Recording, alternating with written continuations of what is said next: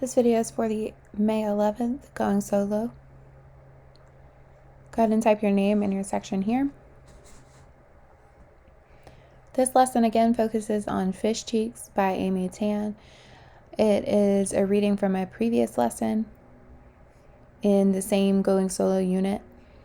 So the point of reading this short story is to take a better look at vivid details that the author uses when writing, and so that we can apply those to our own writing and also translate those skills to pretty much any narrative out there.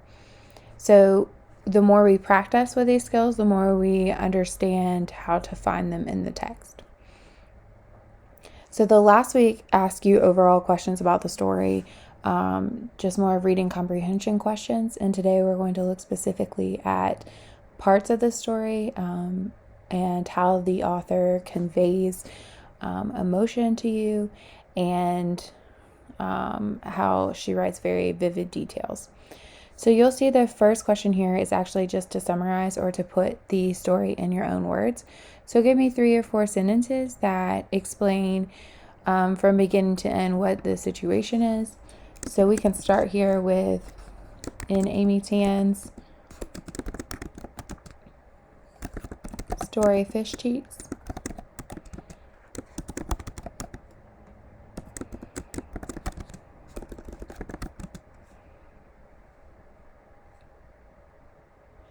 And I'm going to start also by saying the narrator, because this is a very important part of any story, is the person telling it.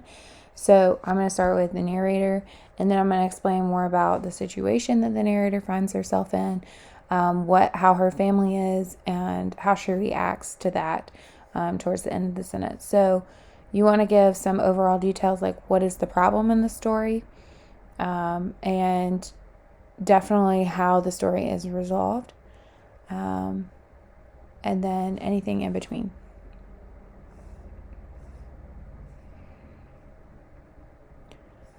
So what is the strongest emotion that the narrator felt in this story? So I said that we were reading this to analyze how an author conveys emotion, and it's not just by telling. So we've been talking a lot about Dahl's stories. Is he showing versus is he telling?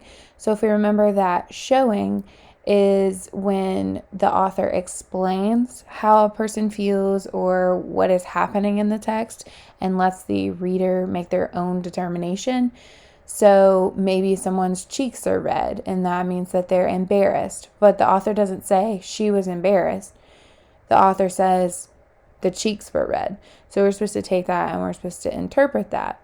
But telling is the opposite. So we would just know that the character is embarrassed. The author would just tell us that and would not explain anything.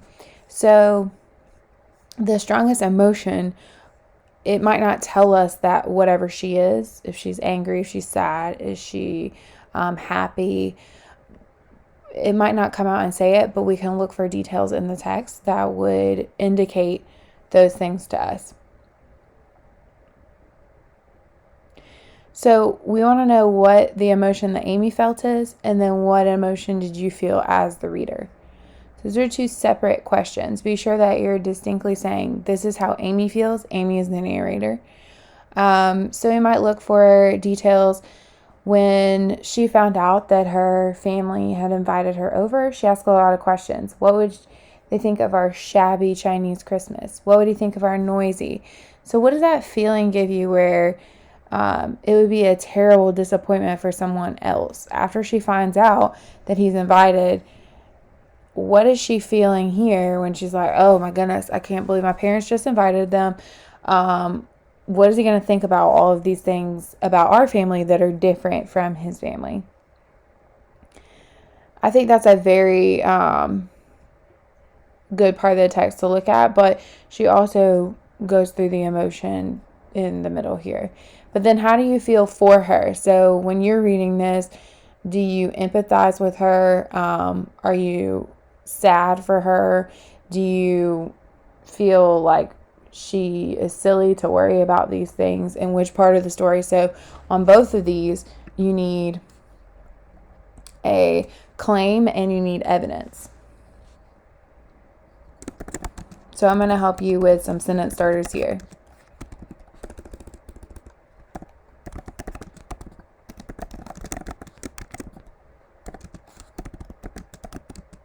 So the strongest emotion that Amy felt is, and then tell me what that is.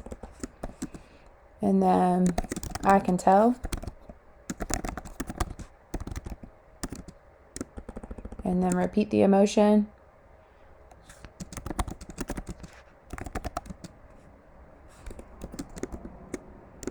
Always very important to put our quotation mark and then also our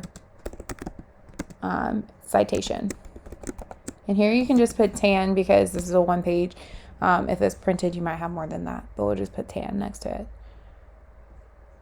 So that's the author's name. And here as well,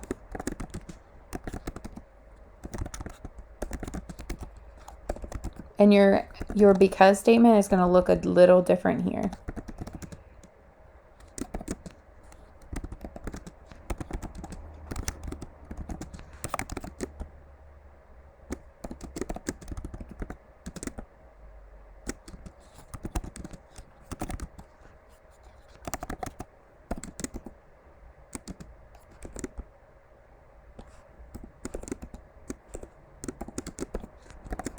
Again, citation, because. So here we have a little different sentence here. I felt blank. So you go back to your emotion here when she says and give text evidence because, and why did it make you feel that way? And actually, to be a better writer, we're going to add that here. So on both, we have a claim, how she felt, we have text evidence, and then we have a because or an explanation part.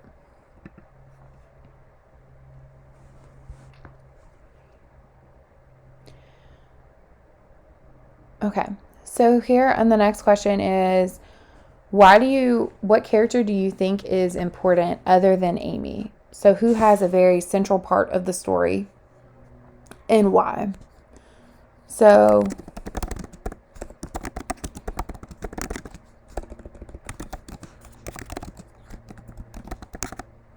and am I going to be a sentence starter again? Another character who is important was blank because, and then tell me what that character does. How does that character either create a problem for the narrator or solve the problem for the narrator or change the events of the story? Because when we're looking at essential characters, then we want to think about who makes a change in the story, that the story would not have been the same without them.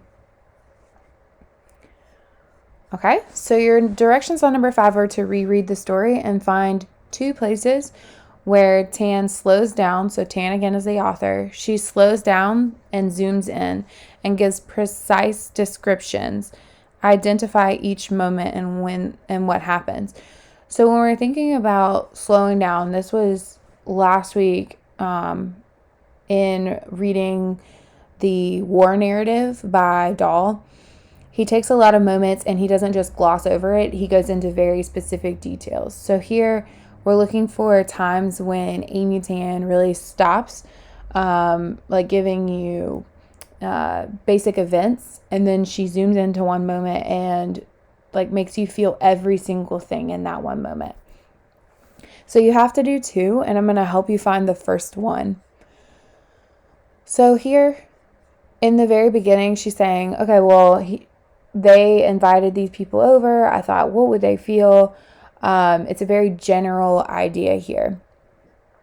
But then she starts kind of describing things in more detail. So the first thing I'm looking at here, she says, on Christmas Eve, I saw that my mother had outdone herself in creating a strange menu. So she right off the bat tells us, that's important, tells us that it's strange. But then she shows us the exact details of how it is strange. And she really zooms in and says, okay, well, I'm going to take you through every little thing and make you kind of like grossed out. And so this is one way that she zooms in here. So she was pulling black veins out of the backs of fleshy prawns. The kitchen was littered with appalling mounds of raw food, a slimy cod, and you can envision all of these things. So this is an example of slowing down. The author is taking her time to show you all of these details and why she feels so yucky on the inside. So that's what I'm going to use as my first moment. And I'm just going to copy and paste this first little section here. And then I'm going to explain it. So I'm going to say that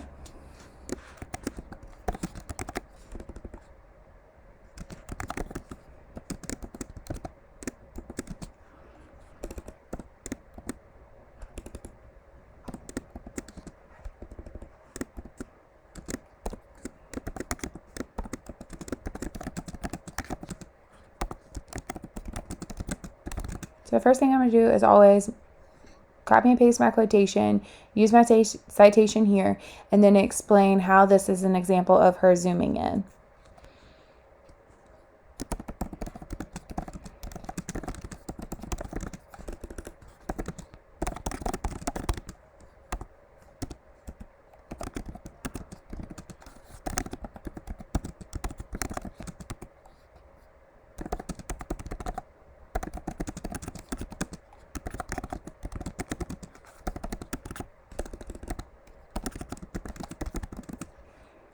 Okay, so she explains why everything is this. So she makes a claim. She tells us that it's a strange menu, and then she goes into very specific details on how it is. So you're going to find one more example. So you can say another example.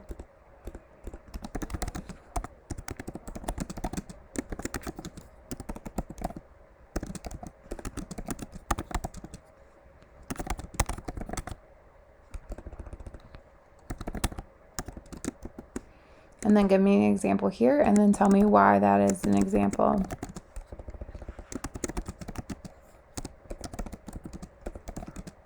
What is she zooming in on? Okay, and then finish that sentence there. So by looking at this, what is she emphasizing in both of these moments? And you could go back to what is this emotion that she is feeling. So by zooming into the strangeness or the gross food, what is she zooming in on? And then what is the other one that you found? Are they similar? Are they the same? And what is she trying to show us?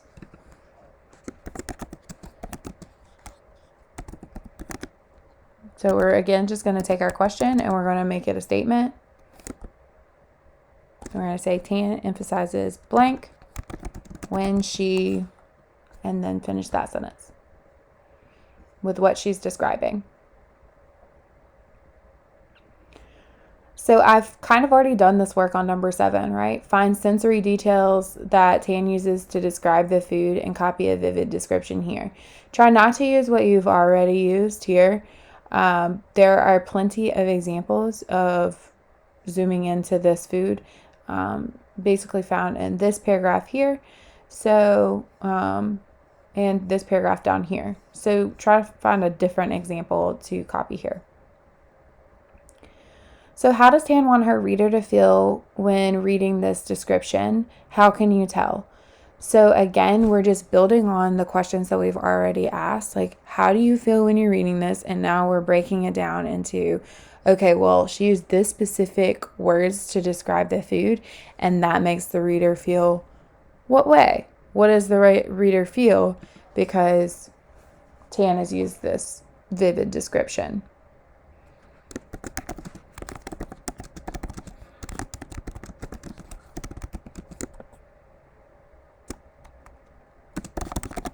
So here's a sentence starter for you here.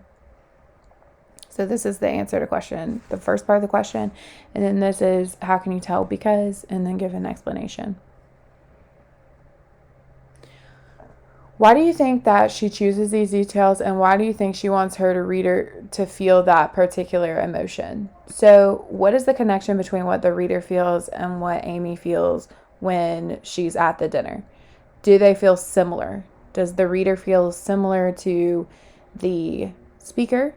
and why would the author want you to feel that way?